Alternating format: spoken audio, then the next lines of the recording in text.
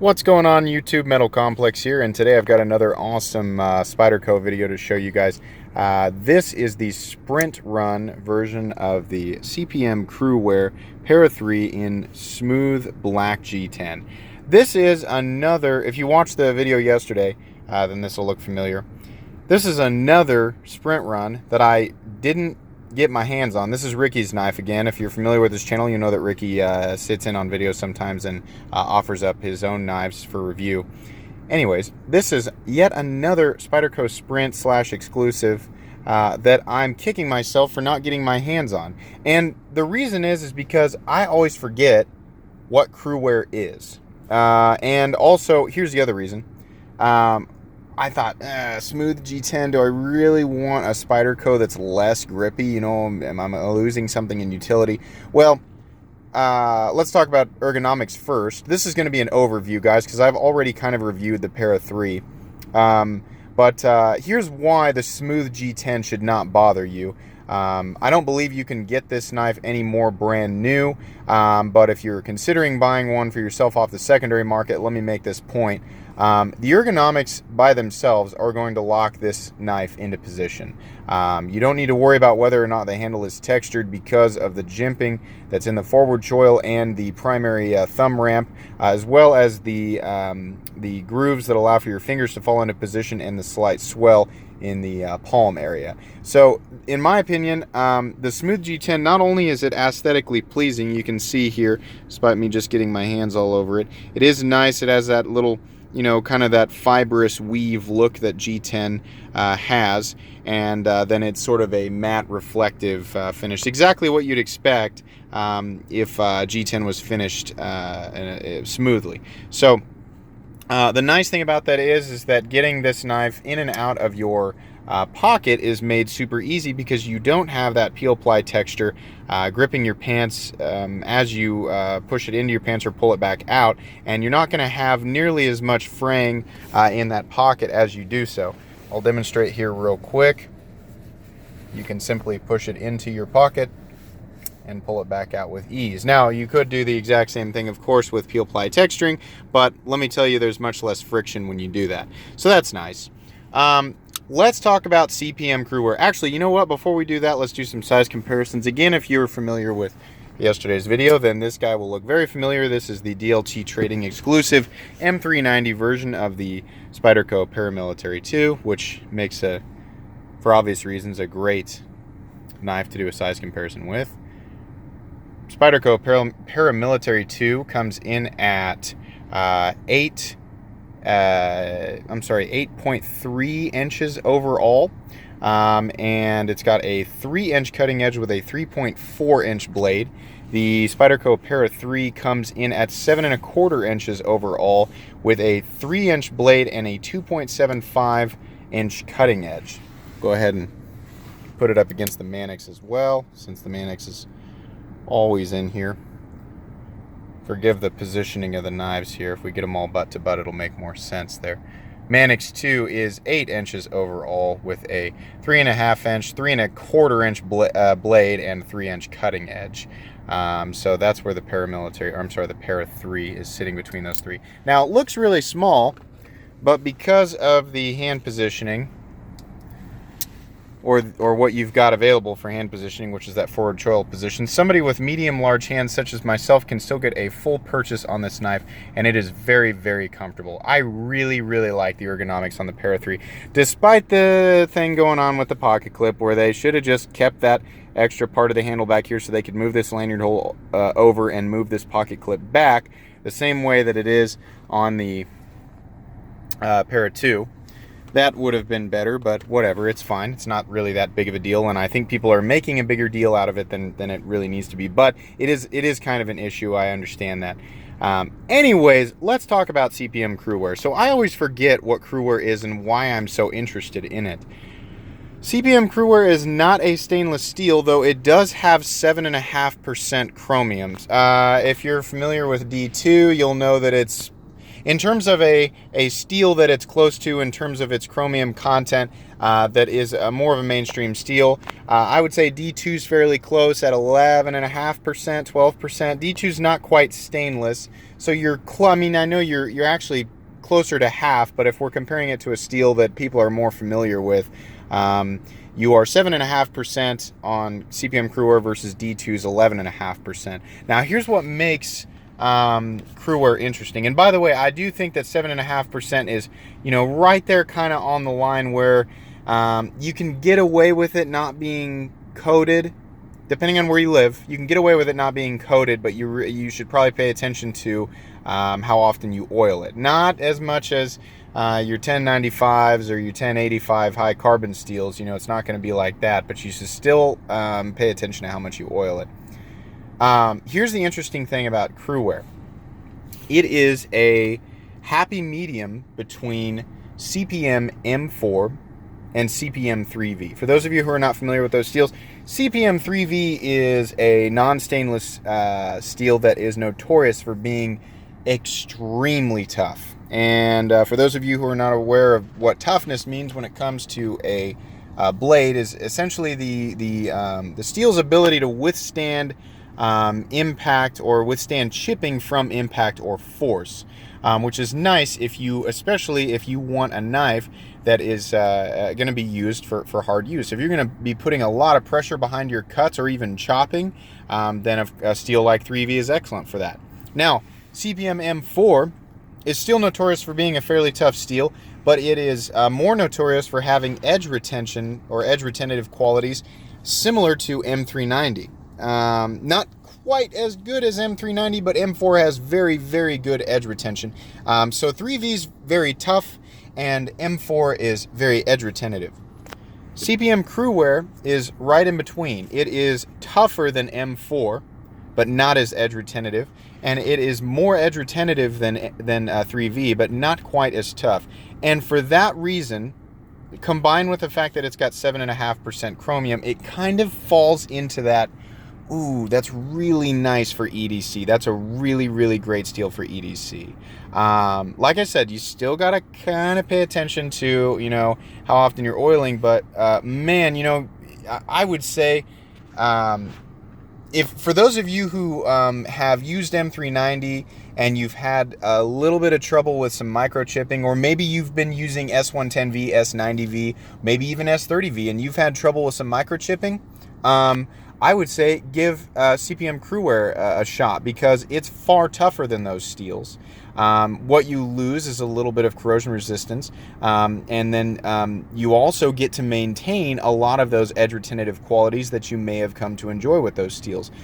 So I told Ricky, I said CPM Cruwear is one of those steels I know that people love it. It's not like oftentimes when you read about other steels online, you hear, oh, I love this steel. I love S30V. It's so great. And then you hear a bunch of other people going, well, S30V is nowhere. I don't like it as much. A lot of times, steels are polarizing. Steels that are not polarizing, that generally have like a one-sided view, or kind of like M390. Everybody loves M390. Everybody loves M4. Everybody loves 3V. This is going to fall into that category where you're not going to find nearly as much negative online about the steel. People seem to really love CPM Cruwear, and I think for good reason. It makes sense, on a kind of, I wouldn't call this a small EDC. I would call it a medium-sized EDC. It's kind of still in that medium range for me, but for a medium-sized knife that could probably handle a medium range of abuse and hard use, I think that CPM Cruwear is going to excel really well, especially in this blade shape. You've got a 0.4, arguably a .4, 0.14 stock thickness, possibly 0.15 stock thickness, depends on where you're reading the specs from. You've got a reasonably thin tip, but you do have a grind that allows it to get pretty thin behind the edge. Not quite as thin as the Spyderco Paramilitary 2, but pretty thin behind the edge. So you have a blade geometry that is allowing CPM Cruwear to accentuate its qualities in both toughness and edge retention. And then you also have, of course, this nice satin polish, which is also going to allow it to excel as much as it possibly can with its 7.5% chromium content. So really, this is just an awesome setup all the way around. Often, it's like sometimes with blade geometry and blade shape, the steel that's chosen doesn't make a whole lot of sense. Case in point, I have a video on the DLT Trading exclusive Medford Praetorian T in S90V steel. And I love that knife. I love it. It doesn't make any sense, but I absolutely love it. But here's what I'm saying. That blade is ground essentially like the head of a hatchet. It's a fifth of an inch thick, and it's very thick behind the edge. Now, S90V is notorious for having a high stainless qualities, which is good for anything that's made out of metal, but just in terms of resisting corrosion. But it's not ground in a way that would accentuate the edge retentive qualities of S90V. So yes, it will hold its thicker edge for a long time versus another Praetorian T that's got a blade made out of D2 or S35VN. But is it really pushing? Is it pushing the limits? No, nowhere close, because of the edge geometry. It's still cool, so a collector like me is interested in getting my hands on it, but it doesn't really make a whole lot of sense. Medford fans, don't tear me apart. I really do love that knife. But anyways, I think the Para 3 makes better use of CPM Cruwear, and I'm very appreciative for that reason. And darn it, Ricky, you always have these cool Spydercos that I kick myself for not getting as soon as I get my hands on them, because I'm like, man, this would have made a perfect EDC, and it's very aesthetically and visually pleasing. Same thing, being a little redundant there, but really, really nice.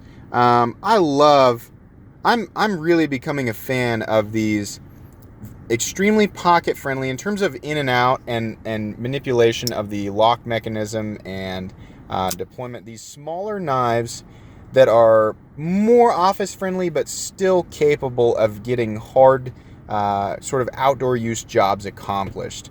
And the Para 3 just really nails it for me. I'm really, really enjoying this knife. Maybe if down the road Spyderco decides to maybe change it up with this pocket clip position and make a whole bunch of people happy, then this thing can go from extremely good to nearly perfect.